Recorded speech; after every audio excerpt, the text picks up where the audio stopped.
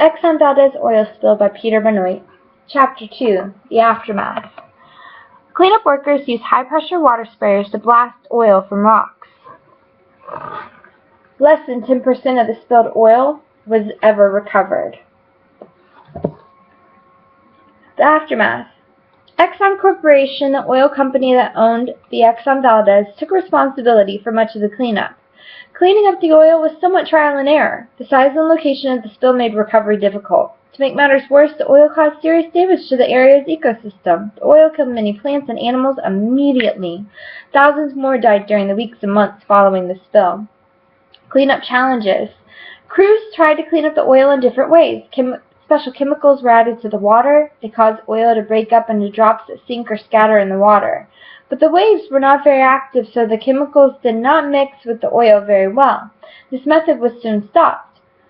Controlled burning of the oil was also tried. The storm on March 27th mixed too much water into the oil for it to catch fire, though.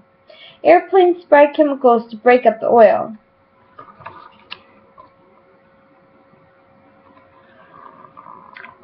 Booms help to keep the spilled oil in one place.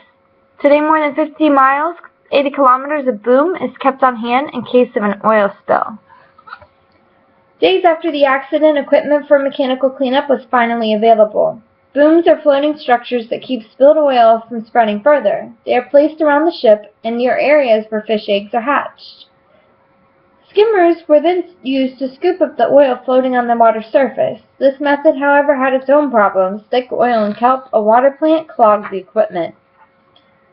Hot water. Cleaning oil in the water is challenging. Removing oil from beaches isn't any easier. Officials decided to use pressure washing along the shores. One process involves spraying the rocky areas along the shoreline with hot water. This was meant to clean the rocks where the oil had collected. Unfortunately, the process also killed many plants and animals that serve as food for the other coastal sea life. About 10,000 workers and volunteers helped with the cleanup. Lift machinery helped workers aim huge hoses high above the shore to spray water onto the oil-covered rocks. The hot water also killed important bacteria and fungi. Scientists later found that these tiny life forms actually help break down and remove the oil. After learning of this, workers tried to use it to their advantage. On some beaches, the bacteria were encouraged to grow. This method was most effective where the oil cover was not too thick.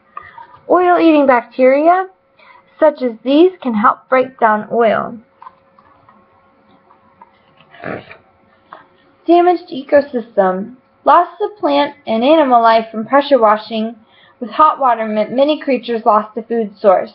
The oil also killed thousands of animals directly. Sometimes the oil coated fur or feathers. The animals became less able to keep warm in the cold Arctic weather. Animals were also poisoned by eating the oil. Some were trying to clean their fur. Other creatures ate animals coated in oil. Even with the help of rescue workers, animals often died because of the oil spill. The oil had long-term effects as well. Animals sometimes went blind. They had a harder time finding food and defending themselves. The oil also made it harder for many animals to reproduce. With fewer babies, populations decreased significantly. Many workers helped clean the animals. Some animals were saved this way, but many could no longer survive in the wild. Capturing, cleaning, and helping birds back into the wild cost an estimated $30,000 per bird. Oil-covered animals were cleaned with household dish soap. The cost. Hundreds of thousands of seabirds died immediately after the spill. Thousands of sea otters also died after trying to clean the oil from their fur. Harbor seals died by the hundreds. The pink salmon population decreased dramatically. Billions of salmon eggs were destroyed by the oil. Most animal populations were considered recovered, although the otters and some kinds of birds are not. Some seals tried to escape the oily water by resting on nearby buoys. The oil spill also damaged the area's economy, which is largely based on commercial fishing. Fish populations dropped. Fishers lost millions of dollars in the years right after the spill. With so few fish now living in the region's waters, sport fishers no longer visited. Tourists stopped coming too. Businesses that depended on tourism lost money. Many had to close. Before the oil spill, people traveled to Prince William Sound to fish and enjoy nature.